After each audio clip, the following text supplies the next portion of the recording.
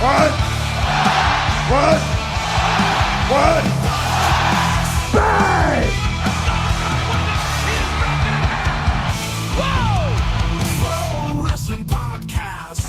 Just when they think they got the answers, I change the question. Rep, screw, rep. Yeah. Woo!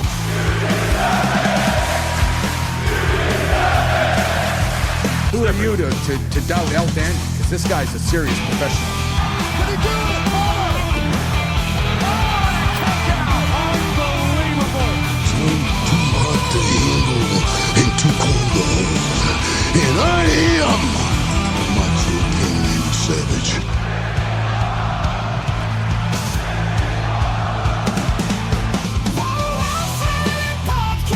Shut your mouth, you thong-wearing fatty. I said WWE stands for... It's me, Austin. I will never retire. Promotional consideration paid for by the following. Hey, yo, Pro Wrestling Podcast listeners, welcome to the show where we don't sing it, we bring it. Help us out and click subscribe to show your support. Hey, look, are you sick and tired of dropping far too much money every single calendar year on the latest and greatest wrestling video game? Look, I'm not going to knock them. They're all fun to play, but they all cost too much money, especially when you got all these platforms that are doing away with their physical media and they're giving you digital downloads that they could take away at any time. Well, you know who's not going away? Wrestler Unstoppable. Available totally free. Go online, go to the website app.wrestlerunstoppable.com. They let you create a wrestler, sign contracts, get into storylines, headline PLEs, even build your own corporation totally free, all included in Wrestler Unstoppable. Available now, like I said, totally free. If you want to become a member of the Pro Wrestling Podcast family, you want your name in the shout-outs, like John down in Texas. John, love giving you that shout-out. Then you got to pop over to our Patreon page at patreon.com/Pro Wrestling Podcast. Sign up today. We do have loyalty rewards. So here's the deal. You could do the free subscription. Then you're going to get notified every time I put up a new episode. It sends you a link every single time. But if you want to get more involved, we have loyalty rewards. For $15 a month, you get to co-host a show with me and get access to special Patreon exclusive content. If you do $7.50 a month, again, exclusive content, but also get entered into a drawing to also do a co-hosting of a show with myself. Check that out. Please let us know what you'd like to see if you become a Patreon paid member. But again, no obligation. Free membership is fine if you want to get notified every time we put a new podcast episode up. I encourage you to do that as well. We love you whether you pay or not. We're not doing this for the cash. It just helps keep the subscription service going for us to be able to provide this. But it is what it is. We'll make it work. If you have questions, comments, something you want me to touch on in the future episode, the best way to get in touch with me is the Pro Wrestling Sound Off line, 267-642-1160, and I can get to your questions, comments, or concerns in a future episode. Please don't forget, we are available on all streaming platforms. It doesn't matter if it's Rumble, Dailymotion, YouTube, Odysee. We have a Discord channel. We're on Facebook. And by the way, on Facebook, please check out Pro Wrestling Podcaster Central. It's a group that I created years ago where we have over 750 members, many of them putting up great podcast content, interviews, different episodes. I encourage you to check that out. But again, Blue Sky, you name it, we're there. We're even on all the Russian social media, Japanese and Chinese social media. We go on everywhere. We want to give our show access to everybody, so please check us out wherever you can find streaming. And when you get there, subscribe, give us a thumbs up, give us a comment, give us a like, give us anything you can, because it all helps us with the logarithm and trying to help this show and this channel grow. Welcome to this episode of the Pro Wrestling Podcast. That must have been one of the biggest and longest intros I've ever done. I apologize. There's so much to say. But somebody asked me why I don't ever talk about my social media. Well, I don't know. It's 2026. I just thought everybody would understand that that's out there. And do a Google search for Pro Wrestling Podcast. It'll pop up. But it's not always true. Some people want to have you direct them exactly where you need to go. Feel free to do that. Check those things out.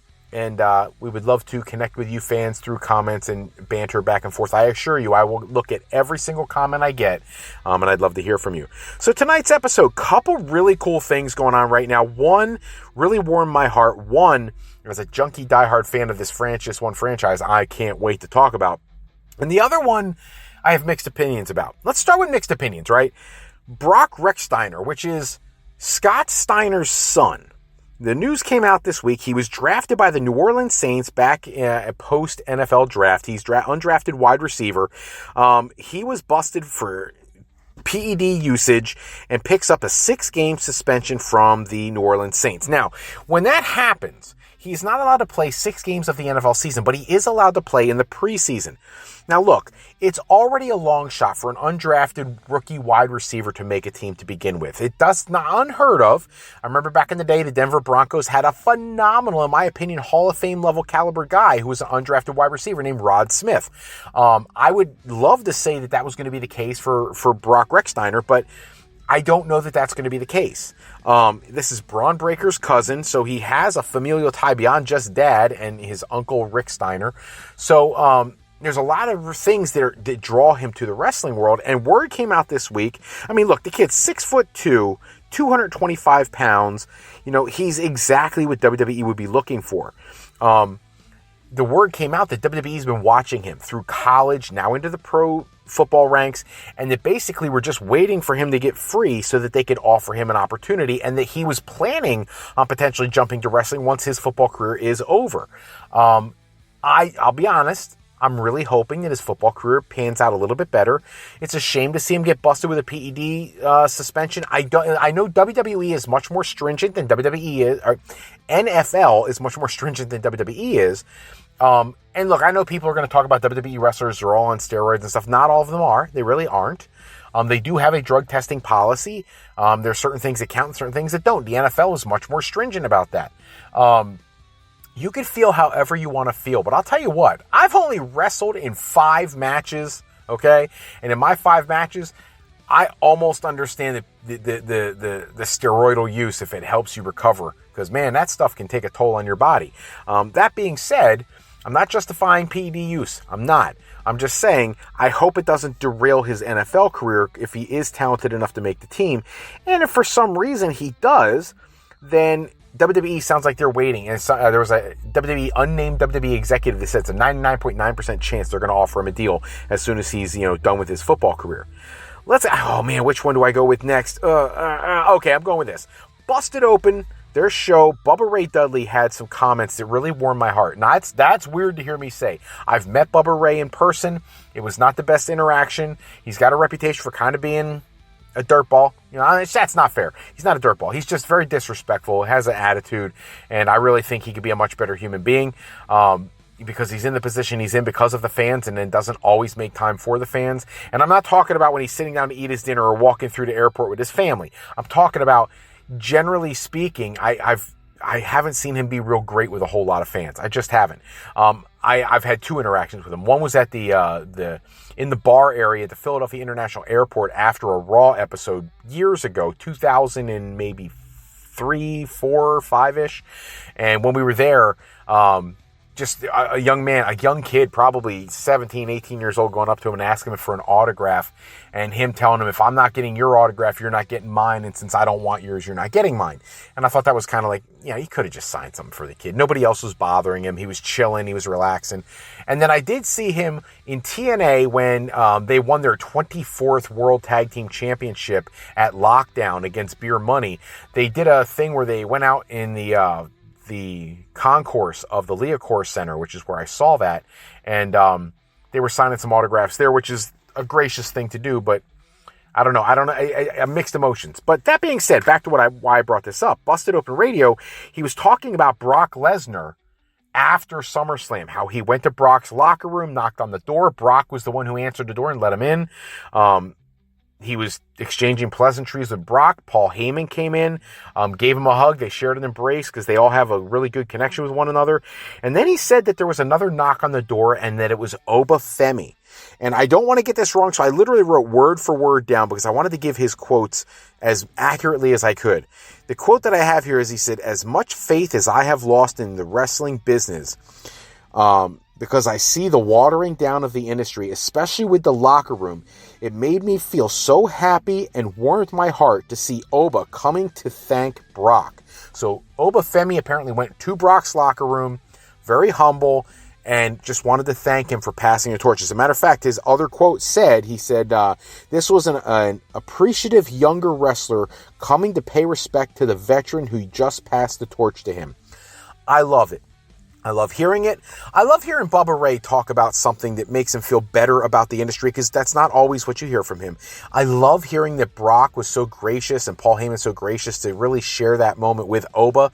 But I think the most exciting thing for me is to hear that someone with the stature, the pedigree, the push, combined with the inexperience of Oba Femi, was so mature, so respectful, so thankful. It's beautiful because it makes you feel like here's a guy who not only gets to be in the spotlight, but he deserves to be there because he understands the business from a level that is so special. And I don't want to say unique, because I've met tons of wrestlers who are very similar in their temperament. But it seems like some of the younger guys don't always understand some of these big things, and it's great to see when they do.